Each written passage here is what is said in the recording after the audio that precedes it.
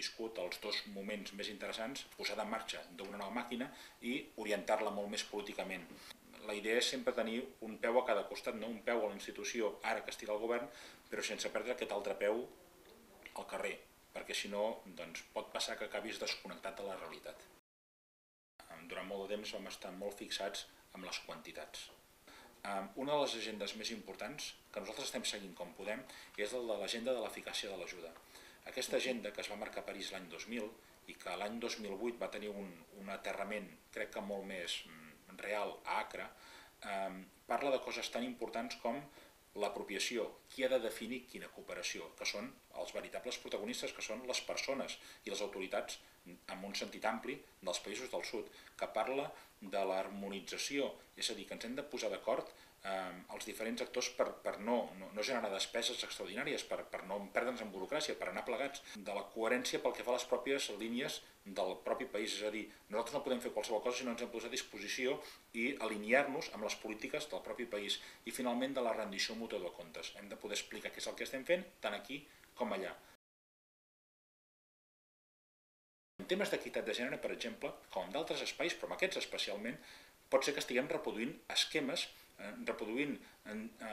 relacions de poder patriarcals en la cooperació, i això ho hem de trencar. Hem de tenir una nova cultura de la cooperació molt més basada en l'equitat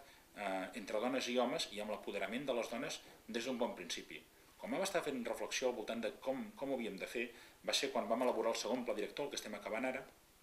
que parlàvem de que un dels eixos transversals de la cooperació catalana havia de ser l'equitat de gènere entre dones i homes,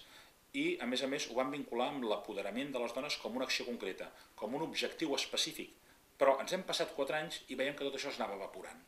que no es concretava en res i que per tant parlàvem i era més retòric que pràctic. I vam decidir fer unes directrius. Donem pautes molt específiques amb diferents nivells.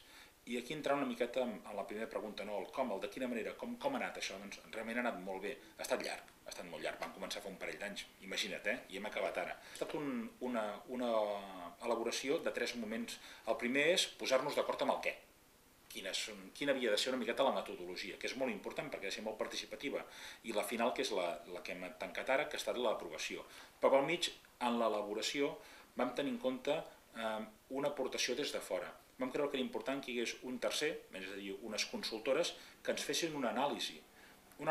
amb 3 vessants. La vessant més estratègica,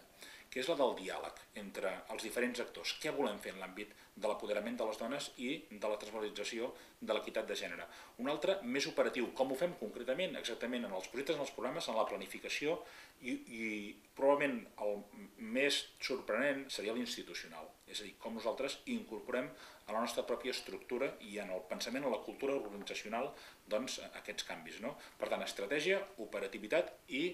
institucionalitat en aquests canvis. I justament com que l'equitat de gènere, l'enfortiment del paper de les dones no deixa de ser un mecanisme per trencar una relació de poder injusta, havíem d'identificar molt bé quins eren els espais que havien d'ajudar a trencar, i hem d'ajudar amb un nivell estratègic perquè és diàleg polític, hem d'ajudar a trencar-ho organitzacionalment perquè depèn de com fem les coses, des de com les pensem, fins com les elaborem, fins com les executem i com les avaluem, i finalment nosaltres mateixos ens hem de trencar les pròpies estructures, que són estructures que no estan pensades des d'aquesta perspectiva, i per tant hem de canviar el nostre vestuari, la nostra construcció i els nostres hàbits. Per exemple, a l'hora de dotar-nos de nou personal, nosaltres publiquem i enviem en diferents canals una publicació on hi ha uns requisits i uns criteris de valoració. Doncs si cal modificar els requisits dels criteris de valoració per sortir del biaix, perquè sempre existeix un biaix de desigualtat de gènere, doncs intentar subtreure, identificar quins són aquests biaixos i solucionar-los i canviar-los, per exemple, amb la contractació de nou personal, o per exemple, pel que fa a les relacions que hi ha internes de funcionament, de reunions, de presa de decisions o dels processos, de diferents processos que hi ha dins de l'agència, dins de la direcció general, a l'hora d'establir directrius, a l'hora d'executar, de decidir, intentar identificar aquests biaixos que hi ha de desigualtat i modificar-los. Jo abans parlava del nivell estratègic, del nivell operacional o del nivell institucional, però, per exemple, proposa accions concretes, indicadors específics i mecanismes de compliment. I a més aquests objectius estan a curt, a mig i a llarg termini. I parla tant de recursos, de diners, com de personal, de persones. I proposa fins i tot uns canvis, quan parlava abans de la part institucional, no només a la Generalitat, sinó també a les pròpies organitzacions no governamentals, que també han d'adaptar aquests canvis institucionals dins de la seva pròpia organització. Per tant, no només parla de Generalitat, sinó parla de coses concretes que es poden avaluar perquè hi ha un indicador molt clar i al final d'una etapa es pot arribar a la conclusió de si s'està complint o no s'està complint. A mi la que em sembla més interessant, però, d'actuació, és la que proposa pel que fa, per exemple, amb la cooperació directa, enfortint els espais de gestió pública, és a dir, els governs, els diferents nivells de govern, des del local fins al nacional, per enfortir les polítiques públiques d'equitat de gènere. Enfortir, en primer lloc, les estructures, les unitats amb diferents governs, les unitats que es dediquen als temes de transversalitzar l'equitat de gènere o directament d'empoderar les dones, però a més